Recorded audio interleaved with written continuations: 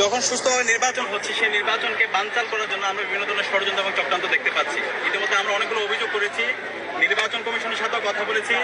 আপনারা জানেন আমাদের ইউ ল্যাবের ওখানে যে সেন্টার আছে সেই সেন্টার 10:30 পর্যন্ত আমাদের পোলিং এজেন্টকে আমরা ঢুকাতে পারিনি এবং একই সাথে ওখানে কোনো অবজারভার যাইতে পারেনি।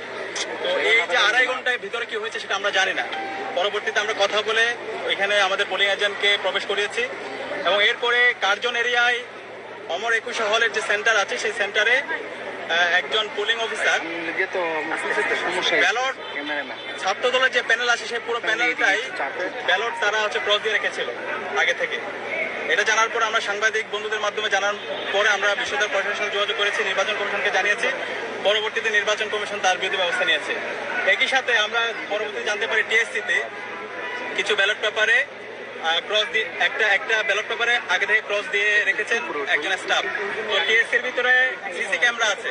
আমরা অনুরোধ করব এটার সাথে যে স্টাফ জড়িত তাকে অ্যারেস্ট করতে হবে, তাকে থানায় দিতে হবে, তাকে রিমান্ডে দিতে হবে এবং তাকে যে নির্দেশনা দিয়েছে তাকে বের করতে হবে। আমাদের অবস্থান পরিষ্কার, এই ডাকসু নির্বাচন এটা জুলাইয়ের আকাঙ্ক্ষা, এটা শহীদদের দাবি। আজকে যে উৎসব মুখর পরিবেশ তৈরি হচ্ছে সেই উৎসবকে যারা নস্যাৎ করার চেষ্টা করছে, যারা ডাকসুকে বানচাল করার চেষ্টা করছে তাদের বিরুদ্ধে আমাদের অবস্থান। এই স্টাফ এবং শিক্ষকদের মধ্যে যারা সাপোর্ট দিতে চাচ্ছে, যারা ডাকসু নির্বাচনকে বানচাল করতে চাচ্ছে তাদের বিরুদ্ধে আমাদের অবস্থান, শিক্ষার্থীদের অবস্থান। আমরা বিশ্ববিদ্যালয় প্রশাসনকে অনুরোধ করেছি, নির্বাচন কমিশনকে বলেছি এই স্টাফের বিরুদ্ধে দ্রুত সময়ের ব্যবস্থা নেওয়া হবে এবং সিসিটিভি ফুটেজ করে আমরা দেখতে পেয়েছি এখানে মব তৈরি করা হয়েছে। সুতরাং এই মবের সাথেও যারা জড়িত তাদের বিরুদ্ধে যেন ব্যবস্থা নেওয়া হয়। আমরা সবাইকে অনুরোধ করবো ডাকসু নির্বাচনে আমরা যারা প্রার্থীরা আছি সবাই যেন দায়িত্বশীল আচরণ করি।